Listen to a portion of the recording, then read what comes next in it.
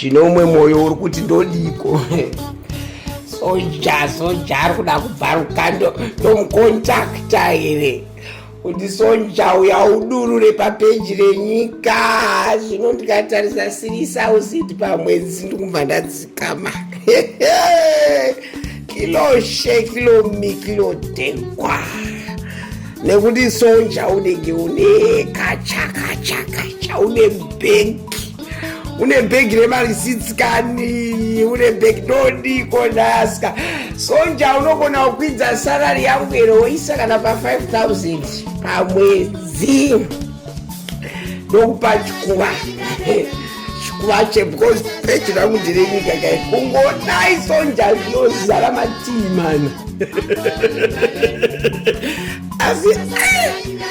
ndikatarisa peisiripi yandopiwa natete mopi ndikumva ndadzikama kungodai mbinga yangu mopiwe zvino Sonja kana achigona kukwidza sarari akaisa kana pa 5,000 kana pa 6,000 pamwedzi aiwa uri rinoenda nehighest bidder I will go with the highest bidder nekuti nyaya iri kunakidzai kune zvakawanda zvatisiri kuziya zvatinoda kunzwawo saidi raSonja zvinopangwa pangovhuri kweka pasina mari